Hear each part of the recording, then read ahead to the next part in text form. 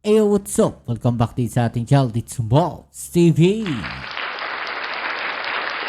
Alright, so tayo nagbabalik muli mga babayan at ito, bad news o masamang balita dito kay Sara Duterte mga babayan. No, yan po ang ating aalamin ngayon at pag-uusapan, pero syempre bago ang lahat, please don't forget to subscribe, like, share at comment dyan sa comment section.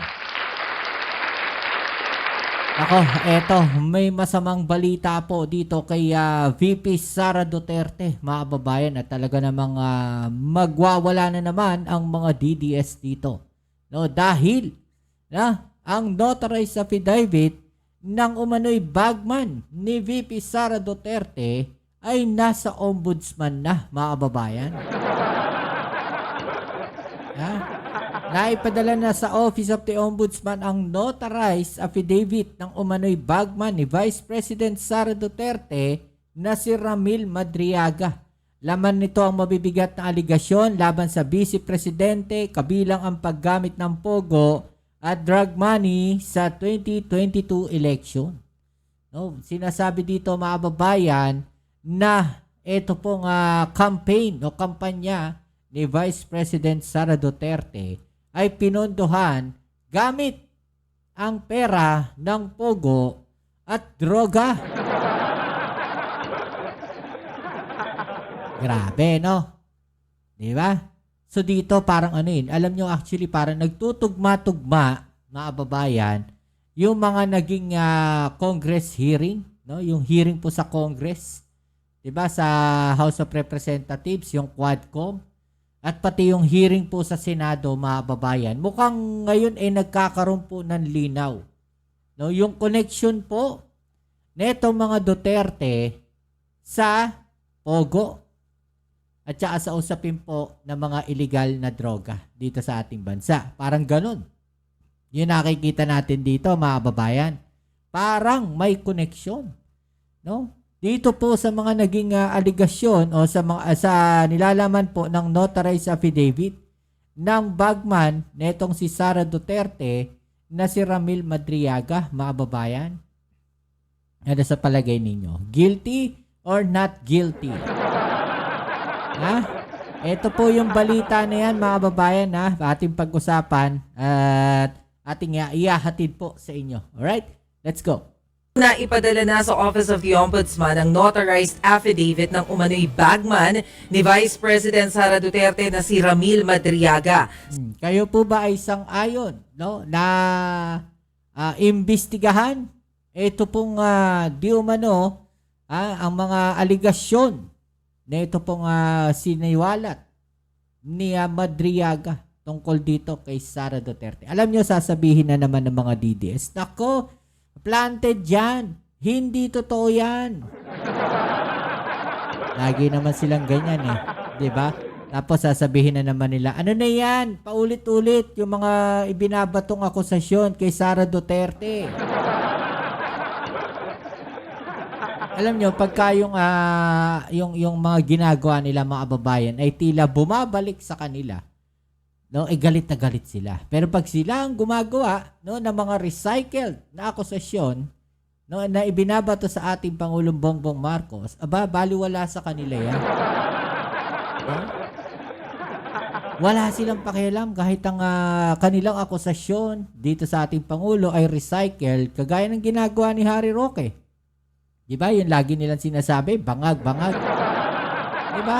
Recycle paano kung siya tawagin nating bading-bading? Diba? Totoo ba na si Harry Roque ay bading-bading? Yung sinasabi natin, mga babayan. Pagka yung mga ginagawa nila ay ibinabalik sa kanila, nagagalit po sila.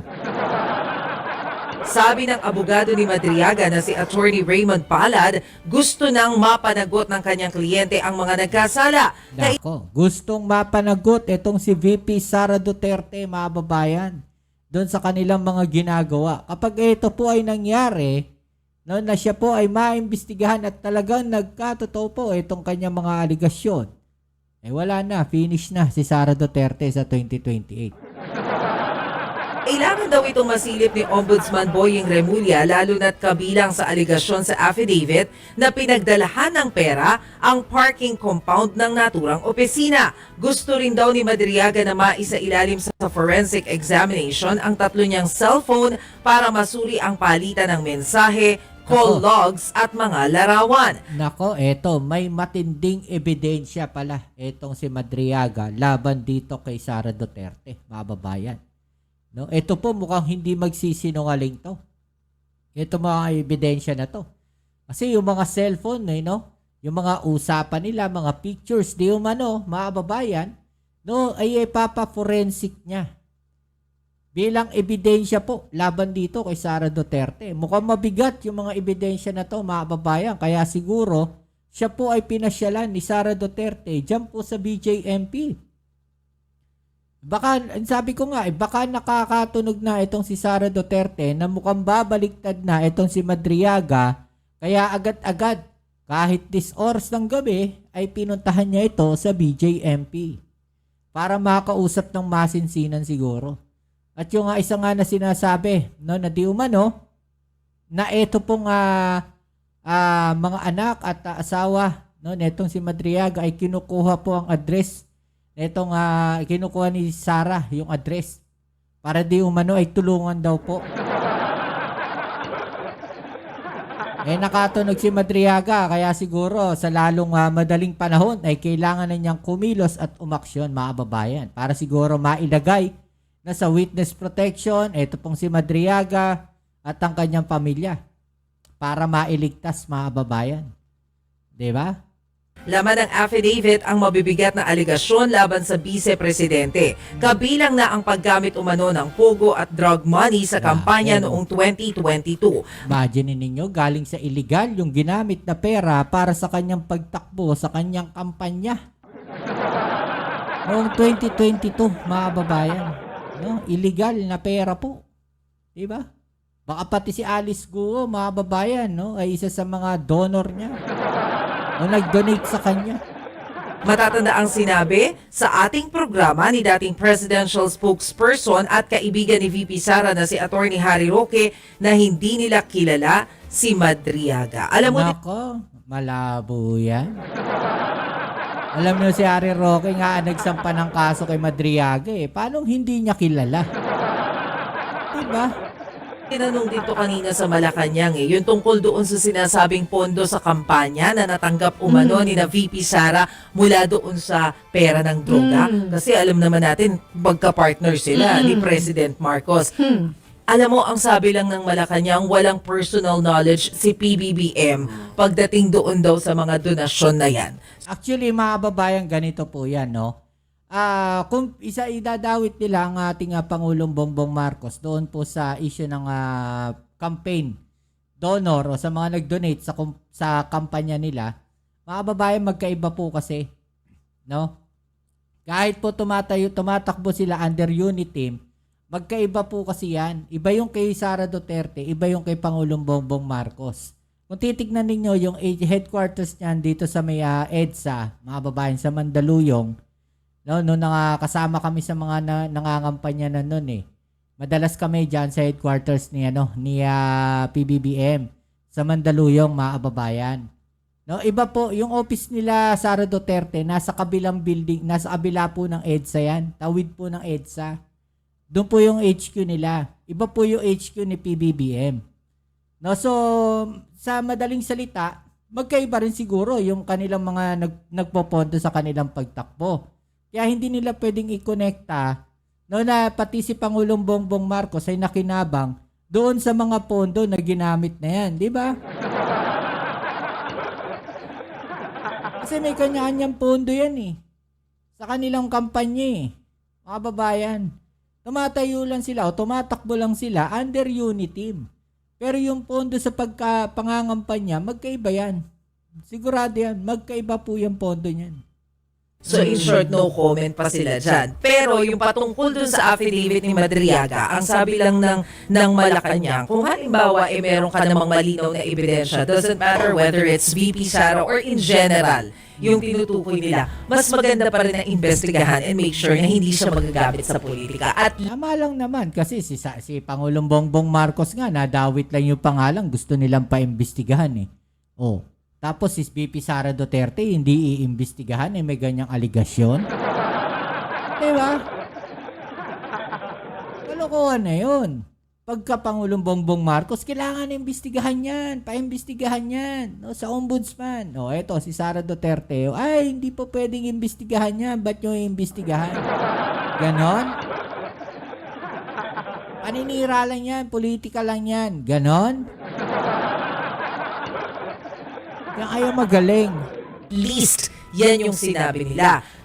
Pero, of course, may mga pananaw, kagaya nung pananaw ni Congressman Laila De Lima, na yung mga ganitong klase ng mga paratang, particular pala, yung kaso na isinampalaban kay VP Sara, yung plunder, yung Yes. sinampalas Last sa Friday lang. week, ni na Yusek Shelo Magno at ng kanyang grupo, na sinampahan po ng plunder dahil nga po dun sa hindi pa maipaliwanag na confidential funds. Oh, may kaso ka pang plunder, Sara.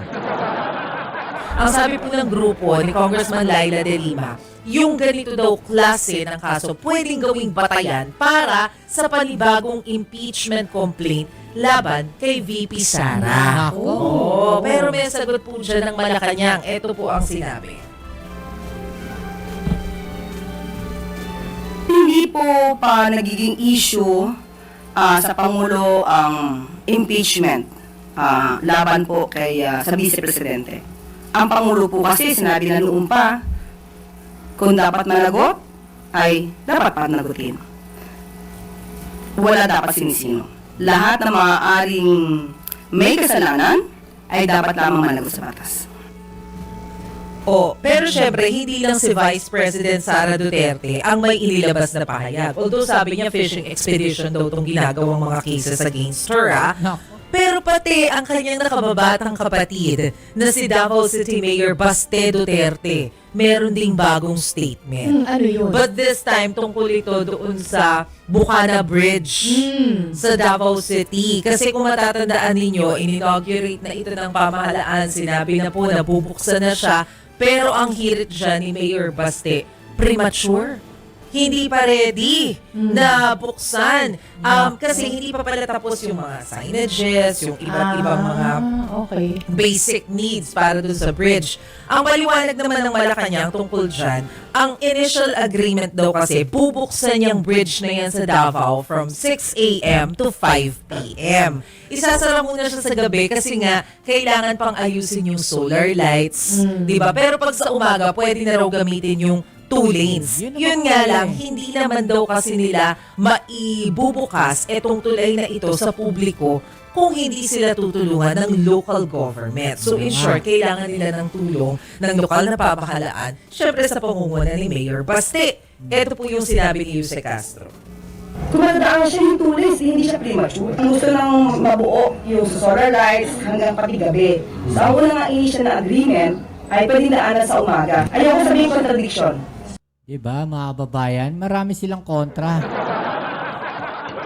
Mahilig sila sa ganyan, no? Pag kami nagagawang maganda ang ating gobyerno, ang ating pamahalaan, mga kababayan, na hindi nila nagawa, no? During the term of dating Pangulong Duterte, marami silang side comment.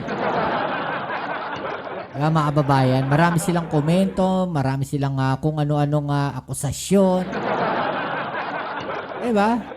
Ano po masasabi ninyo dyan, mga babayan? I-comment sa ibaba ang inyong mga opinion at atin yung pag-usapan. Alright?